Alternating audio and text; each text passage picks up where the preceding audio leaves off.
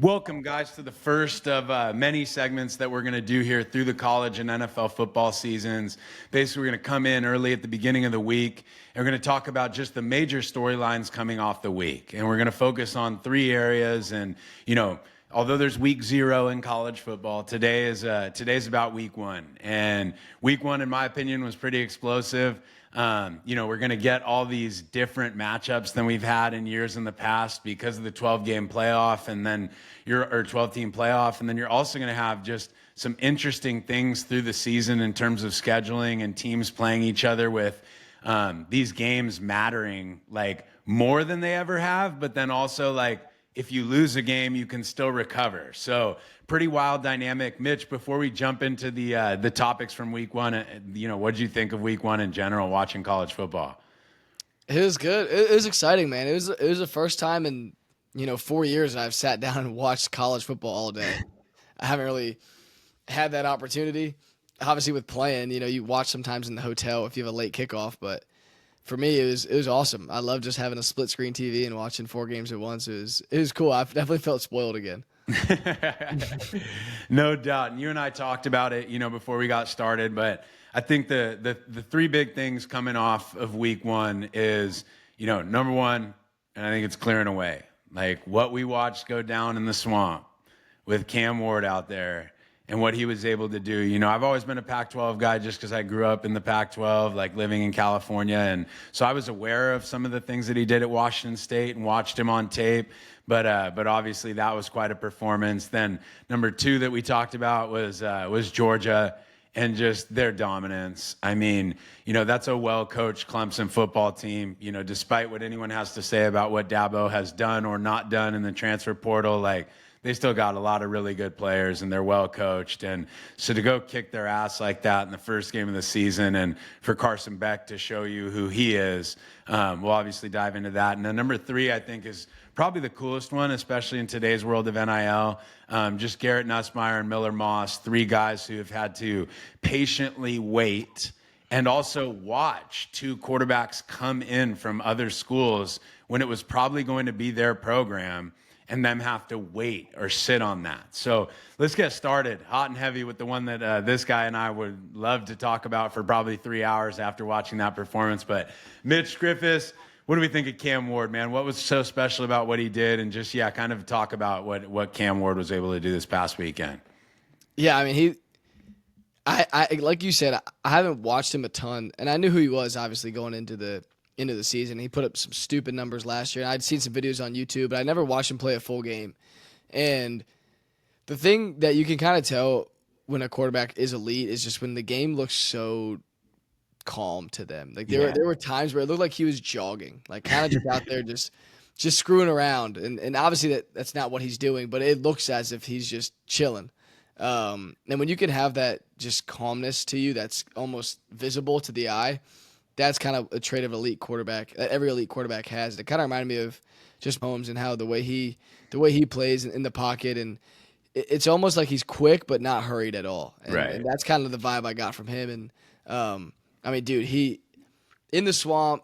So many expectations for Miami, and they got to perform well. And he's a guy that almost went to the NFL but decided to come back for college. And I mean, dude, they put the beat down on Florida. So I thought he was super, super special, and that was kind of the first time I got to see him do that in a game, and it was awesome, man. I thought he was awesome. And before we put him in the record books and give him his jersey in the rafters, like that's a Florida team that you look at their schedule this year and like they're going to have a really tough season. Like, so it's one of those games early in the year, especially in week 1, where it's like you don't fully know how impressive that win is, but the way he did it.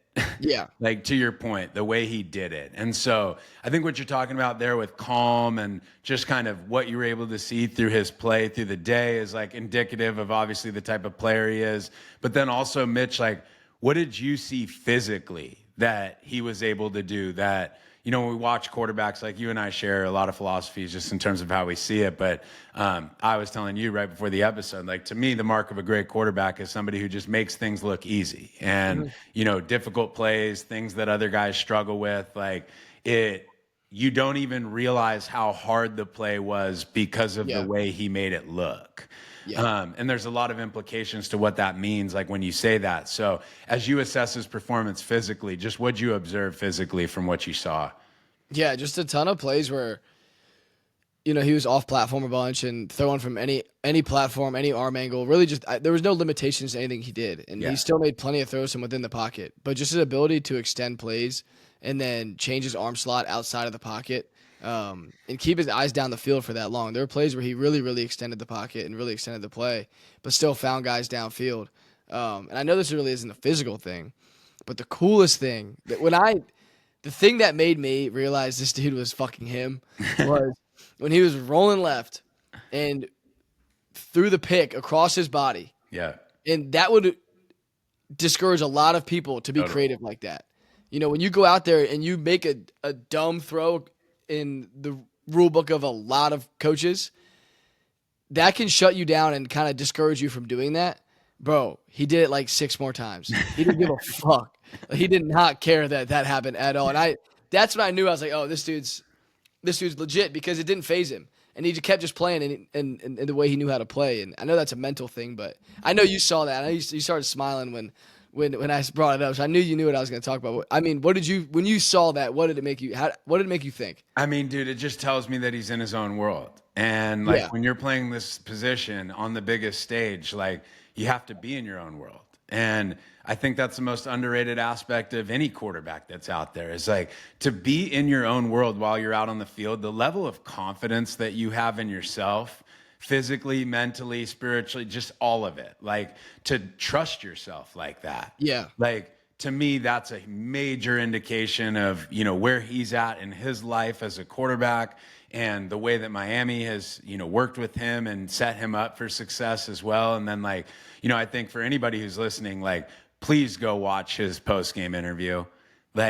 That's always where, when I find a guy who I see play with that it gene and have that while they're on the field, I immediately go to their interviews because I want to hear him talk. And that's a man with purpose and a man on a mission. So we'll get into some declarations about Cam Ward in a couple of our other little segments that we're going to do each week, and you guys will see that as well. But obviously the highest of thoughts about where he's going and what he's about to accomplish this season. Now, the second one was Georgia. Just to be in Mercedes-Benz, to play against Clemson. And, Georgia was replacing a lot of talent on offense with the transfer portal and with the way that they grow them down in Georgia and recruit down in Georgia. They're going to have those guys. But as I said at the beginning of this, Clemson has those guys too. And so to watch that game, I had some things that I was super impressed with. The biggest thing, obviously, is just UGA is that squad. Everybody forgets that those guys were undefeated last year, lost to Alabama, and then didn't get screwed, but just were put in a really tough position where they didn't make the playoff. But you could argue that they were the best team in college football last year, and that they just lost one game in that SEC championship. So Kirby's continuing to keep his thing going. Mitch, as you watch some of that game and watch Carson Beck, what were your takeaways from that one? Yeah, he's just so clean. Everything looks so smooth to him. He's, coming off a year where, the last 3 years they've won the Natty, then missed the playoffs. But in reality, if they were in the playoffs, who's saying they wouldn't have won the Natty? Right. They could have easily have won the Natty, and they could have won it by 14, 21 points. If you catch them on a good day, and just to kind of be a part of that program and be. The expectations are high. We talked about this last episode. The expectations to play quarterback at Georgia are super high, especially when you've been in that reign of dominance. And you can kind of see a guy in a game like that try to go out of his way to be extra, extra special. Yeah. And I think he did a great job of this is not in a lame way, but he just did his job and did it super, super well, and then made the plays that needed to be made at the right time. It kind of gave me a Brock Purdy kind of vibe, where people always say Brock Purdy just does his job. But do you know how hard it is to do your job every single play at a high level? And that's the guy that Carson Beck is. But he also makes some really special plays. So I think with all the dudes around him, he doesn't have to be a superhero. No. They're gonna shut teams out.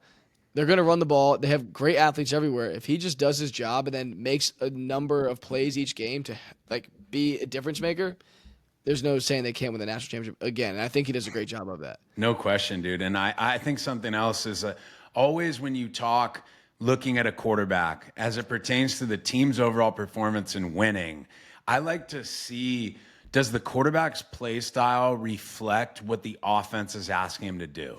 So at Miami, like there's a lot of RPO, there's a lot of getting the ball out on the perimeter, there's a lot of off-platform movement stuff, gun, 4 or 5 wide, spreading the field. Cam Ward plays that way. Yeah. And you look at Carson Beck, and it's like there are a lot of 11, 12, and 21 personnel and doing shifts and motions to free guys up off play action. And, he's not playing the game the way Cam Ward's playing the game. He's playing the game the way that his offensive coordinator, Mike Bobo, wants him to play the game. And so I just seen timing, like especially in a drop back offense, like his timing was elite. The ball was out before guys were in their breaks. Like he just did a really, really good job of, as you said, doing his job. Yeah. And I think that that's something too, that as you watch those guys, and then Mitch and I are so quarterback centric, but like, come on now, dog, like gaining yards against that defense. Good luck. And we'll dive into a couple defenses throughout the year, but like, UGA is a 2-match 3-buzz team, and it starts in the same shell. And like for any quarterback out there that's listening to that, like that's hell. Like seeing 2-match and 3-buzz and just not knowing what it's going to be until the snap of the ball. And oh, by the way, their 11 are all better than your 11. So like it's a pretty tough deal there. But then the third one, I think, which we'll talk about extensively, is like the one that I think was the coolest situation to watch of the week. And that was Garrett Nussmeier and Miller Moss in a game where it seemed like both quarterbacks just played out of their mind. Like in terms of just the consistency in week 1 in Vegas, and like to do that whole thing. So, what were your takeaways from Miller Moss and Garrett Nussmeier for LSU and USC as those guys played this past weekend? I mean, both dudes just like seize the moment. Like honestly, that's just what it came down to. Like both of those guys, when you have a game like that in the off season, the first game of the season, all off season, that game every single day just becomes bigger and bigger, and the magnitude just rises. And it comes to the point where you're not even playing the opponent. No. The game itself and the magnitude of the game itself becomes harder than the actual opponent. Yeah, because it's just everything. Your whole offseason is not riding on that game, but it's all you can think about because it's your first real test, but it's a huge test. And for both those guys to get not their first start, but because they both started in the bowl game, but a start where you kind of had to be the guy the whole offseason and go through that whole process. I mean, they just seized the moment. Both of them played awesome, and it was such a great game to watch as a quarterback fan. They distributed the ball so well, made some great throws, just looked super, super calm. Especially for guys not having a ton of playing experience. But as you stated earlier, those guys had to wait their turn. And also, I don't think people understand how rare that is right now in college football. And especially with NIL and the transfer portal and basically everything that's going on in college football. What do you think the benefits are for guys like that who wait their turn? And what do you think the disadvantages might be as well? It's tough when you put it into advantages and disadvantages, because if Nuss never plays or Miller Moss never plays, then this whole conversation that I'm about to have is a moot point, and you could call them idiots for staying. So it's kind of tough to lay it out because every situation's so different. But at the foundation of every one of those situations, and why I love what those two guys did so much, is because what I tell all the guys that I work with and all these guys going across the country right now is like, it's always still just about us becoming the best version of us. Yeah. And those guys yesterday, you talk about seizing the moment, or 2 days ago, like that seizing the moment is like, well, they had prepared so thoroughly for that moment. Like they thought that they were ready a year and a half ago to go. And then Jaden Daniels shows up from Arizona State and Caleb Williams shows up from Oklahoma. And it's like, my program is not my program anymore. Like, what a brutal situation to be in. But both those guys were like, dude, I've done this for a while. I know I can continue to improve against 2 NFL first-round picks, and I'm only going to become better. So I'm going to continue to sharpen my axe. And when I get my first opportunity, I seize the shit the way that they just did. So, like, I think for them, and I have, name dropping is I recruited Nuss like really tight when I was at when I was at Mizzou, and his dad is a quarterback coach for the Dallas Cowboys, and like they came up on a visit, and it's just like you could tell that he has that competitive temperament, that leadership, that poise, and so you can see that like not only a dad in the NFL, and then he himself make the delayed gratification decision to say, I know I'm going to be the best player on this roster at some point. I know that that roster is still the LSU Tigers. So as long as I control the shit that I can control, like it's going to happen. And in that situation, because he got on the field, like the patience paid off. Now, here's the other side of what Mitch just asked me, though. Dude could have transferred to probably 70 other schools when Jaden Daniels came in and been the starter at any of those schools. So he could have played 12, 13 more games than he has to this point. So that's the other side of it. And so, again, I don't think that there's a right answer, but the reason that I got so juiced as a coach and as a leader of all you guys out there, like, is because there's your example of guys who waited, developed, did things the right way, and then showed out on the biggest stage in college football. And, you know, so Mitch, like for you, like you were somebody who was kind of, well, you waited and did your thing, but you had no play on the field yet. So like any transfer would have been like, you know, probably transferring to a much smaller school because you hadn't played. You did play, and then that situation kind of played itself out the way it played out, where you kind of had to enter the transfer portal.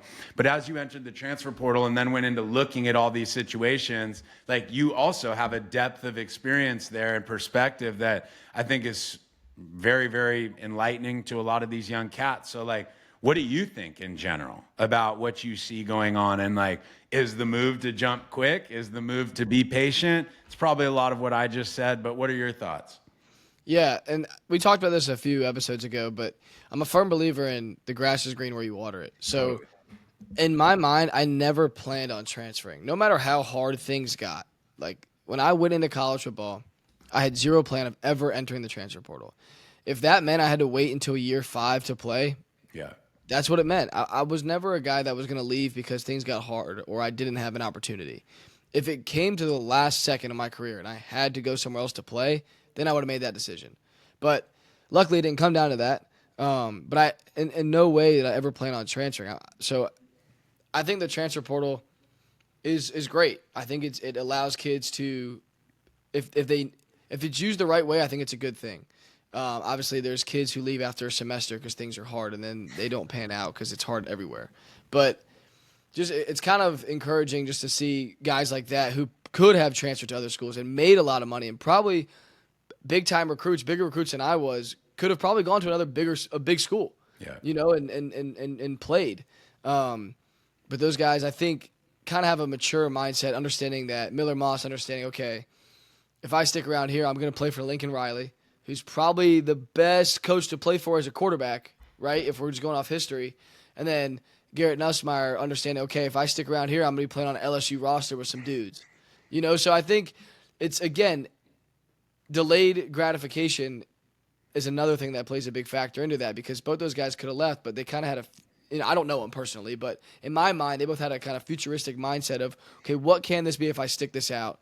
And, I mean, we saw last night, both of those teams are capable of making the playoffs. I think even LSU with 1 or even 2 losses can still make the playoffs because they got some horses on their team. And with good quarterback play and some horses, I mean, you can win the national championship, you know? And so it's just cool to see that, see guys just, you know, water the grass that they're on and kind of planting their roots somewhere and taking shots on the chin but getting back up and rolling.